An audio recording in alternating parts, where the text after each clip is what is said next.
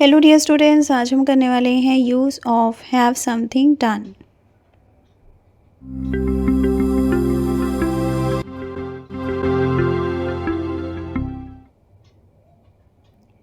Read the following situation carefully. अभी आपके सामने जो सिचुएशन आएगी आपने उसे ध्यान से पढ़ना है।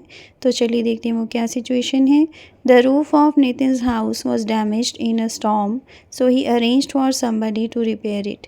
Yesterday a workman came and did the job. इसका मीनिंग है कि नितिन कोई पर्सन है जिसकी हाउस की रूफ यानी कि उसके घर की छत एक तूफ़ान में डैमेज हो गई थी और उसने अरेंजमेंट किया किसी का कि वो घर पर आए और रिपेयर करे। और कल एक वर्कमैन आया था और उसने ये काम किया था। तो आप इसे किस तरह से लिखेंगे? आप लिखेंगे Nitin had the roof repaired yesterday. This means Nitin arranged for somebody else to repair the roof. He didn't repair it himself. इसका मीनिंग है कि नितिन ने किसी और को अरेंज किया था रूफ़ को रिपेयर करने के लिए, उसने खुद उसे रिपेयर नहीं किया था। ओके, आई होप आपको अच्छी तरह से समझ में आ रहा है कि जब भी आपने इस तरह का सेंटेंस बनाना होता है तब आपने ये यूज़ करना होता है, जो कि आज हम करने जा रहे हैं। ओके, आपने ध्यान से वीडियो को देखना है और समझने की पूरी कोशिश करनी है। यहाँ पर हमने क्या यूज़ करना है? यहाँ पर हमने लिखना है हैव समथिंग डन। तो ठीक है, यहाँ पर हमने क्या किया? यहाँ पर हमने डन की जगह कुछ और लिखा है और वो कौन सी वर्ब है? वो है रिपेयर्ड। ओके, तो अभी हम देखने वाले हैं कुछ और सिचुएशंस जिससे कि आपको एक कॉन्सेप्ट और अच्छी तरह से क्लियर हो जाएगा। तो देखते रहिए ध्यान से। We use have something done to say that we arrange for somebody else to do something.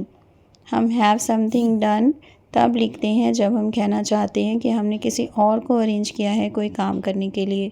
Compare the following sentences. अभी आपके सामने जो सेंटेंसेस आ रहे हैं आपने उन्हें कंपेयर करना है। Nitin repaired the roof, Nitin had the roof repaired.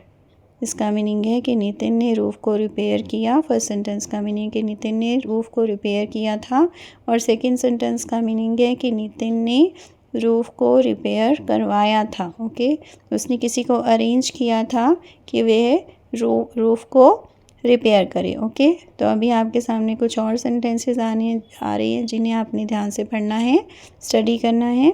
Did Shreya make the dress herself or did she have it made? और नेक्स्ट सेंटेंस है, ए किसी को कह रहा है are you going to repair the car yourself, और बी का रिस्पॉन्स है no I am going to have it repaired. Okay, इसका मीनिंग है, फर्स्ट सेंटेंस का मीनिंग है कि श्रेया ने क्या ड्रेस खुद बनाई थी या उसने किसी से बनवाई थी।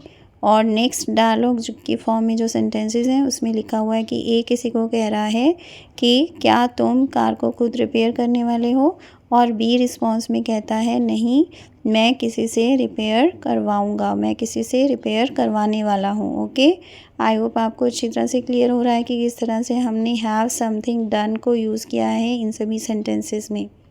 So that's all for today. आपको कॉन्सेप्ट अच्छे से समझ में आया कि नहीं आया, आप मुझे कमेंट करके ज़रूर बताना। Thanks for watching, keep learning, see you in the next video. Please subscribe to my channel if you haven't done it yet, and please give your comments. Thank you.